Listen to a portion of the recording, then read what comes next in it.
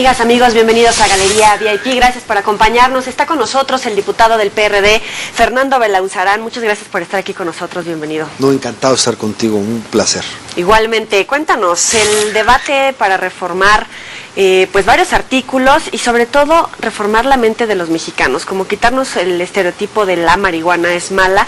Ustedes han debatido ampliamente sobre el tema, encuentran los pros y los contras en materia de salud, de economía, etcétera. Cuéntanos. Sí, claro, y lo dijiste muy bien, la primera batalla es contra los prejuicios.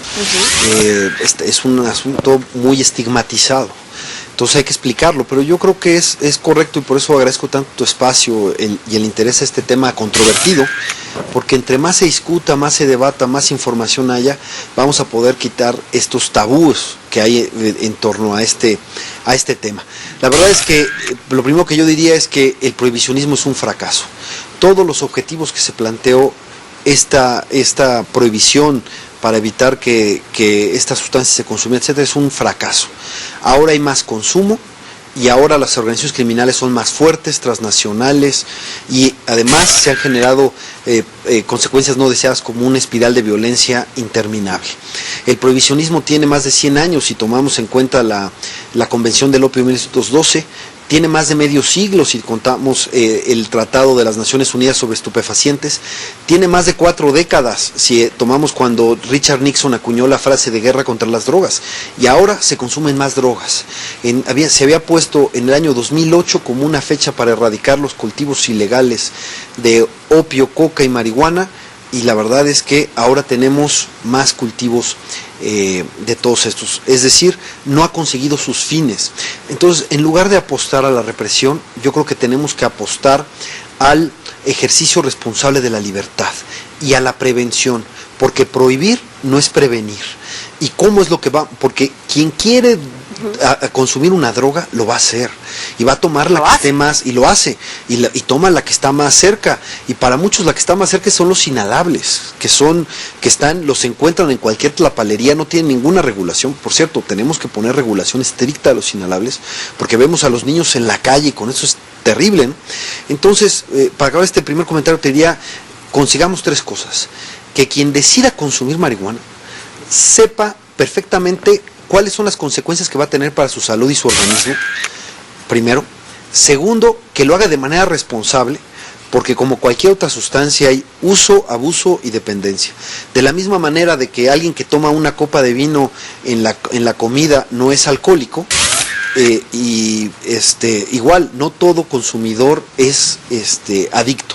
Hay que saber distinguir, por supuesto. Si alguien igual que con el alcohol, puede haber quien abuse. Hay uso, abuso y dependencia, ¿no? Como cualquier otra sustancia. Y el tercer punto es que no le den su dinero al crimen, porque hay una verdad inobjetable: cada peso, dólar o euro que se le dé a la marihuana regulada es un peso, dólar o euro que le quitamos al bolsillo de la delincuencia, y ellos son tan fuertes como sus recursos. Hoy por hoy se permiten hasta 5 gramos, ¿no? Pero de alguna manera se fomenta también acudir al mercado negro, porque no lo puedes producir, pero tampoco es que se den los árboles y vayas y la cortes. Exacto. Es una ley imperfecta, porque tú reconoces que alguien tiene derecho a un consumo personal, pero no tiene ninguna forma lícita para obtenerlo, y entonces tiene que acudir al crimen, que lo cual por supuesto significa un mayor riesgo, ¿no? Entonces, ya que reconociste el derecho, tiene que tener alguna forma lícita de conseguirlo, pero está prohibido producirlo, o sea, no lo pueden sembrar y tampoco lo pueden comprar. Entonces, casi estás le estás reconociendo al consumidor, pero lo estás provocando a que delinca para ejercer ese derecho. Ahora, en la iniciativa que tengo aquí hay como divisiones respecto a que la gente que se dedica a producirla no la puede comercializar, como ciertas divisiones, pero empecemos por la producción. ¿Hasta cuánto se puede producir y toda la reglamentación que están sugiriendo? Sí, bueno, aquí le damos todo el peso a la Secretaría de Salud. Primero, estamos promoviendo el autocultivo. ¿Por qué? Aquí quiero decir una cosa fundamental. Para el narco, lo único importante es el lucro y es el negocio. Eso es lo que está privando hoy. En el mercado libre, donde alguien decía, no hay mercado más libre que el mercado negro, y tiene razón. En el mercado negro no puedes poner ninguna condición. Y para los criminales, lo único importante es el lucro. nosotros al querer regular queremos poner las cosas distintas.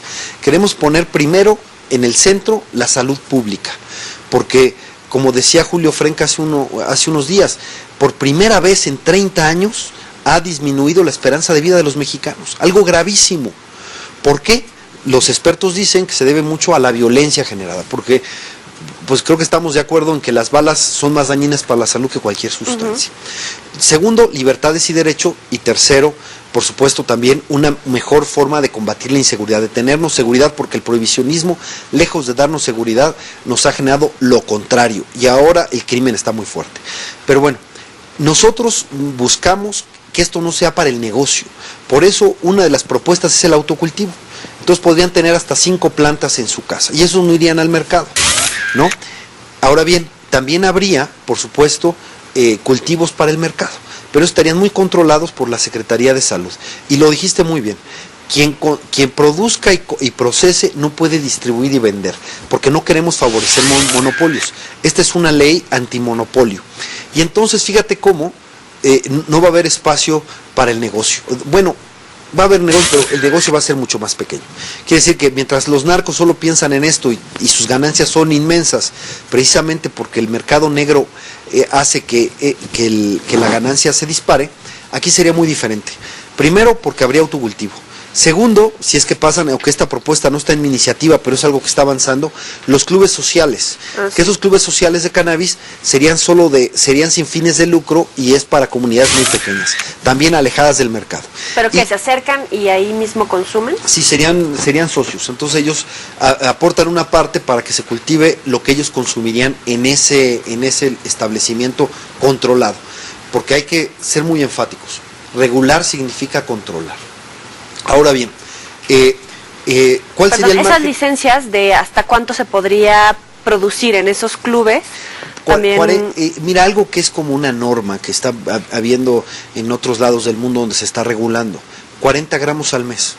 Entonces, podría ser que el consumidor pudiera tener hasta 40 gramos en un mes y pudiera consumir en el club social hasta 40 gramos. Por persona, ¿no? Ahora bien. ¿Y cómo determinarían, por ejemplo, a lo mejor yo consumo 40 gramos en uno, y cómo evitar que vaya a otro? No, tendría que haber una base de datos, como ocurre en California y en otros estados hay un padrón. Uruguay también está proponiendo, ya está muy próximo a aprobar en la Cámara de Diputados la regulación a la marihuana. Eran 6 plantas, ¿no? Sí, 6 plantas, pero también van a vender y van a poner un padrón. Entonces hay una base de datos.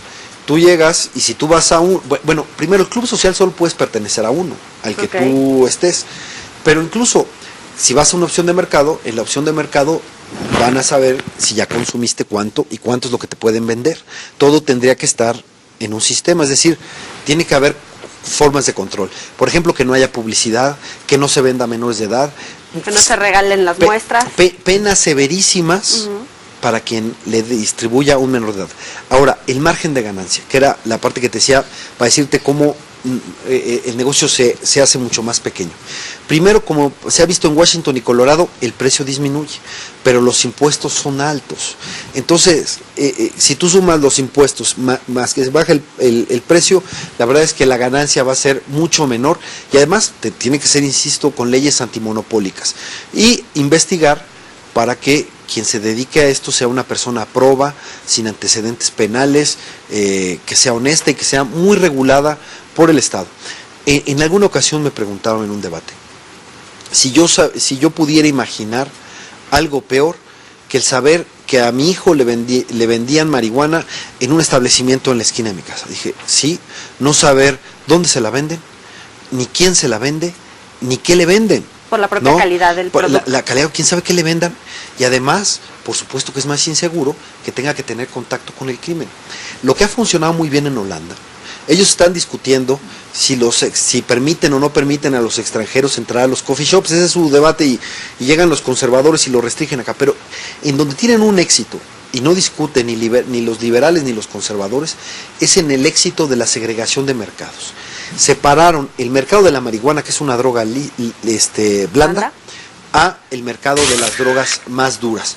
Y es un éxito. Tienen un consumo de drogas duras mucho más bajo. ¿Por qué? porque sí tienen, cuando se dice, es que el problema de la marihuana es que es la puerta de entrada a drogas más duras. Y esto, si tiene un argumento que lo sustente, es porque comparten el mismo mercado negro. Y el mismo dealer que vende marihuana, pues también vende cocaína, heroína, metafetaminas, etcétera. Y obviamente el vendedor va a tratar de vender todo lo que tiene en su menú y va a tratar de ofrecerlo y que el otro se lo compre con muestras gratis, como tú decías, etcétera, ¿no? Ese es el punto de contacto. Entonces, lo que ha sido un éxito es separar los mercados, que la marihuana no tenga el contacto con la otra y, por supuesto, que tampoco tengan el contacto con el crimen, porque estamos hablando de la sustancia ilegal más consumida en México y en el mundo. Estamos hablando de que 8 de cada 10 veces que se consume una sustancia ilegal, se consume marihuana. Quiere decir que si regulas marihuana, te quedas con el 20% del problema. Aquí es solamente para regularizar la marihuana. Sí, esta propuesta es regular marihuana porque este es el cambio de paradigma. Tenemos que empezar con algo. Y a partir de este cambio de paradigma, de empezar con esta sustancia, podemos medir, podemos ver cómo avanza y saber cómo ir quizás hacia otras sustancias que también son problemáticas y que también generan un problema social, pero la marihuana podemos sacar lecciones de ella todos, de cómo es que se da. Porque, mira, es que tú lo dijiste desde el principio, muy fundamental, hay que quitar los prejuicios. Nadie en la sociedad vive sin drogas. ¿Qué es una droga? Es toda sustancia que de alguna manera altera tu sistema nervioso, sea que lo estimule o sea que lo detenga. Por ejemplo, los antidepresivos y otras cosas son verdaderamente fuertes para el cerebro. En esta propuesta también le atan las manos en los que se convierten en empresarios, no pueden tener antecedentes penales, vínculos con el crimen organizado. Tenemos que hacer una pausa, pero vamos a seguir platicando con el diputado. No le cambien.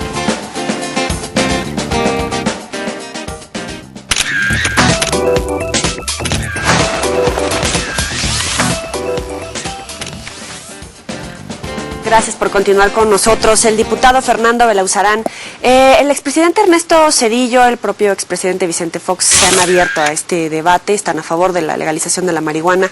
Sin embargo, dudo mucho que el expresidente también Felipe Calderón estuviera a favor. No sabemos exactamente. Pasó algo curioso con Felipe Calderón. Él fue a las Naciones Unidas, un poco a quejarse de que esto no funcionaba, pidió que se revisara el paradigma y el caso es que en 2016 va a haber una sesión especial de las Naciones Unidas para discutir política de drogas a petición de Felipe Calderón, que fíjate que tiene una lectura muy importante, que su exsecretario de Gobernación, Fernando Gómez Montt, está impulsando la regulación de la marihuana, ¿no?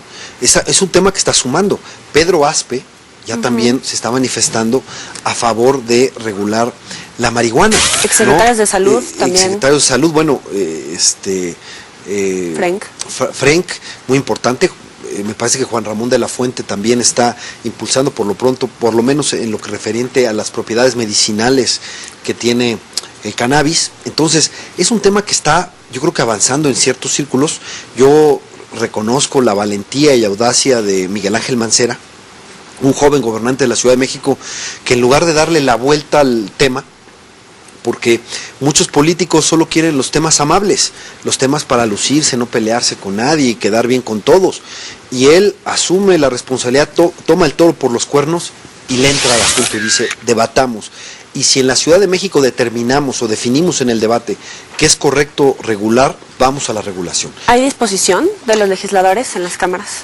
Bueno, en la Asamblea Legislativa yo veo buenas condiciones, pues ahí es mayoría a la izquierda. Aquí hemos sacado leyes importantes de libertades. El matrimonio igualitario fue primero en el Distrito Federal antes que Nueva York, ¿no? El asunto de la interrupción legal del embarazo también. Fueron libertades que se han conseguido. Aquí hay divorcio express, hay voluntad anticipada. Esta es la ciudad de las libertades. Entonces yo veo buenas condiciones. Y en la Cámara de Diputados yo veo, y te voy a decir que veo con mucho, de manera muy contenta, feliz, gratificante, que haya mucha apertura al debate. Yo he hablado con todos, igual con Manlio Fabio Beltrones, con José Alberto Villarreal, con por supuesto Silvano Aureoles, con el presidente de la Cámara, Francisco Arroyo Vieira, con todo el mundo, y yo veo un gran consenso en que tenemos que debatir el tema. Tenemos posiciones distintas, por supuesto, ¿no? Pero, sin embargo, yo veo buena disposición. He tenido una gran disposición, por ejemplo, el presidente de la Comisión de Salud, con Isaías Cortés, el diputado, que ha sido una posición muy institucional, muy abierta. Y entonces yo lo que creo que vamos a tener un muy buen debate en la Cámara de Diputados. Vamos a ver hasta dónde lleguemos, pero yo digo que tenemos un día D en México. ¿Cuál es el día D en México? Cuando California tenga marihuana recreativa. Porque estamos hablando de un estado que tiene casi 50 millones de personas, que tiene un contacto con México impresionante porque es frontera, y Tijuana es la frontera más circulada en el mundo, ¿no?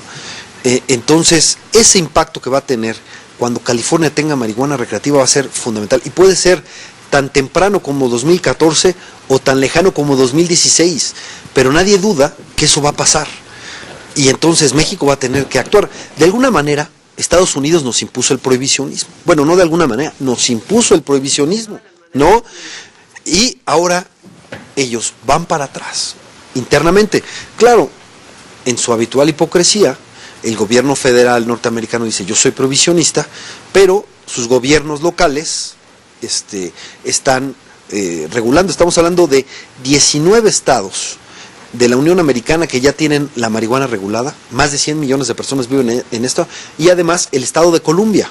Es decir, que si a Obama le duele la cabeza y le recetan marihuana, podría ir. Básicamente, entonces, sí. De hecho, él escribió en sus memorias que él consumía marihuana estando en la universidad, ¿no? ¿Tú? Bueno, yo también estuve en la Facultad de Filosofía. Por supuesto que no soy ajeno a esto, pero yo no quisiera que este tema fuera un tema personal, sino que lo lleváramos a el plano político, de política de Estado, ¿no? Porque si no, estaríamos distrayéndonos de lo que es esencial, que es cómo mejorarían estas políticas a la sociedad, y no hacia personas, porque esto no tiene, la verdad es que no, esto no es para beneficiar a una persona, no es para beneficiar a un grupo. Es más, yo te diría, esta ley no está pensada ni siquiera para beneficiar a los consumidores, que a lo mejor sí van a ser beneficiados al ya no ser perseguidos, etcétera. Está pensado como una política de Estado que nos beneficia a todos como sociedad, porque nos daría mejor salud pública, porque nos daría una forma más efectiva de combatir la inseguridad, y porque estaríamos respetando libertades y derechos. Así, en ese plano, es como yo quisiera llevar el tema. Por último, la recaudación de impuestos sería alto, ¿y quién va a manejar todos los recursos que se obtengan y en qué los invertirían? Bueno, en mi iniciativa estoy buscando que se etiqueten hacia la prevención. De hecho, mi iniciativa se llama Ley General del Control de la Cannabis y de la Prevención de Adicciones, de Atención de Adicciones, porque lo que queremos es generar un gran fondo para atender, porque lo importante es prevenir. Es muy importante decir dos cosas que parecen elementales, pero que son sustanciales. Que una sustancia esté prohibida no quiere decir que no se consuma. Lo estamos viendo, por eso tenemos el problema que tenemos. Y que una sustancia se regule no quiere decir que se promueva su consumo. Veamos el contraste. Mientras el tabaco es una droga legal regulada, ha bajado su consumo. Y la marihuana, que no tiene ninguna regulación, precisamente por estar prohibida, ha subido su consumo según la misma encuesta nacional de adicciones. Entonces, podemos regular y con esa regulación buscar que baje el consumo, ¿no? Como lo hemos hecho con el tabaco. Y obviamente beneficiar que la calidad de todos los productos que se vendan tengan el óptimo nivel de sanidad. Sí, bueno, efectivamente ese es un asunto clave. Mira, una sustancia distinta que no está a la orden del día, pero que hay que ver, es el asunto de la cocaína. Lo que dicen en el debate es que se vende en la calle al 10% de su pureza, y la gente se está haciendo adicta no al 10% de pureza que es cocaína, sino al 90% de otras cosas que le ponen, que quién sabe qué le pongan. Es más, han encontrado raticida raticida y otras cosas en la mezcla que le dan. Entonces, cuando tú dices calidad, pues también es esto, porque quién sabe, o sea, en el mercado negro cualquier cosa puede pasar y cualquier cosa pueden vender, y los delincuentes, como lo único que les interesa es el lucro, pues pueden hacer cualquier cosa. Pero esa sería, yo digo, una discusión posterior. Ahorita lo importante, la que está en el orden del día, es la marihuana, Y después de que regulemos marihuana y que veamos cómo está avanzando la regulación, si efectivamente estamos controlando y disminuyendo el consumo y quitándole al crimen estos nichos, podemos, yo creo, pensar en otras sustancias. Por lo que tú dices, entre otras cosas, la calidad, ¿no? Hay en Europa ha funcionado mucho lo que le llaman reducción de daños. Tenían, por ejemplo, una epidemia de VIH-Sida en muchos lados. ¿Por qué? Porque la gente que consumía heroína usaban la misma jeringa. Entonces tomaron, imagínate, la difícil decisión de dar las jeringas desechables. Y efectivamente, eso pudo ser muy polémico, pero detuvieron la epidemia de SIDA con eso, ¿no? Un ejemplo, yo digo que un país que tenemos que mirar, que ha tenido muy buenos resultados, es Portugal, que es el que ha llevado a mayor grado el asunto de reducción de daños. Y ha tenido unas cosas que ha creado una institución que se llama comisiones de disuasión para atender a quienes violan las disposiciones sobre drogas con muy buenos resultados. Entonces yo creo que ahorita que estamos en el debate, para ver otras experiencias y tomar una decisión que yo creo que es fundamental. 70,000 muertos y 26,000 desaparecidos, pues son cifras de una guerra civil. Entonces tenemos algo que hacer para detener esto. Yo digo, México tiene que ser motor del cambio, porque el aferrarnos a este paradigma, parecemos masoquistas. Somos el país que más costo está pagando porque somos frontera con el principal consumidor. Fernando, en otros temas, ¿el Pacto por México dejará fuera la reforma política? No, yo creo que la reforma política es fundamental. ¿Pero no los madrugarán por ahí? Pues todas las prioridades presidenciales. Mira, yo vi una posición muy inteligente de los partidos del PRD y del PAN diciendo, pongamos por delante la reforma política, porque no vaya a ser que salgan las reformas económicas, que son las que les interesa al gobierno, y dejen a un lado las fundamentales, porque nuestro sistema está entrando en una crisis importante. Cada vez más mexicanos tienen desconfianza del sistema político, no se sienten, hay una crisis de representatividad. Entonces, o hacemos cambios fundamentales de fondo para que los ciudadanos se sientan representados y se sientan partícipes y acabar con privilegios que por supuesto que ofenden, o esto quién sabe a dónde pare, ¿no? ¿Van a postergar entonces el debate de las reformas que a ellos les interesan? Pues mira, yo diría, pongamos por delante cuestiones fundamentales para el país, que es reforma política, reforma en el DF, y yo no niego que también discutamos lo otro, pero la reforma política en el DF. Existe un riesgo. El riesgo es que el gobierno saque los puntos que les interese y luego digan, lo otro ya no me importa, o lo dejen para las calendas, etcétera. Y la verdad es que tenemos un preocupante deterioro creciente de nuestros procesos electorales. Ahora, al interior del partido empieza a sonar el propio Guadalupe Acosta Naranjo para presidente. Bueno, Guadalupe ya fue presidente del partido y por lo tanto ya no podría. Se menciona a dos personajes. Por una parte a Carlos Navarrete y por otra también a Marcelo Ebrard. Yo creo que son dos excelentes compañeros, tienen una trayectoria muy sólida ambos, y yo digo que estamos bien los periodistas, y entre esas dos personas está la presidencia del partido, señal de que estaremos en buenas manos. Yo lo que sí creo y espero y quiero promover es que no repitamos la historia de un conflicto, de una polarización absurda. Yo creo que yo voy a pugnar por una transición de terciopelo en la dirección del PRD. Está difícil en el PRD. ¿Y sus gallos para el 2018? ¿Es solo uno? Bueno, yo creo que tenemos varios, y eso es una ventaja. Yo creo que está Miguel Ángel Mancera, que es un joven gobernante que yo creo que además me parece que además su audacia y su capacidad para entenderse con todas las clases sociales y políticas es alguien que da confianza, que genera confianza a todos, y yo creo que Mancera, yo diría que es alguien que no hay que perder de vista. Por arriba supuesto, de Andrés Manuel y de Ebrard. Bueno, yo creo que, dije que teníamos varios. Yo pongo primero a Miguel Ángel Mancera porque obviamente siendo jefe de gobierno pues tiene una plataforma fuerte. Por supuesto Marcelo Ebrard hizo un muy buen gobierno,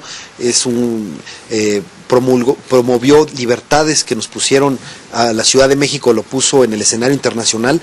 Entonces yo creo que además de Miguel Ángel Mancera, por supuesto hay que considerar también a Marcelo Ebrard, pero no solo ellos. Imagínate, está también Juan Ramón de la Fuente, que fue alguien que sonó mucho en el 2012, yo tampoco lo quisiera descartar, pero bueno, ya te digo, 3 muy buenos gallos para impulsar. No sé en qué situación vaya a llegar Andrés Manuel en el 2018, pero yo creo que, y así buscaríamos que la izquierda fuera unida, ¿no?, con el mejor candidato, aunque tampoco yo descartaría que la oposición fuera unida con un solo candidato frente al candidato oficial. O todas las anteriores que no serían viables. Vamos a una sección que se llama Los 7 pecados. Te voy diciendo cada pecado, me dices lo que se te ocurra. Sí, claro.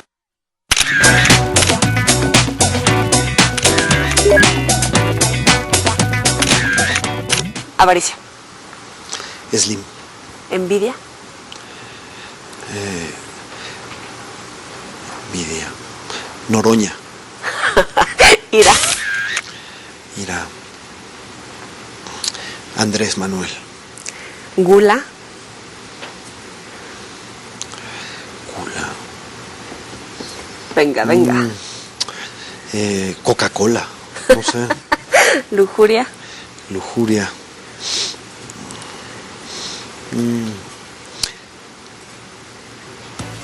Oye, es interesante. No sé, SAD.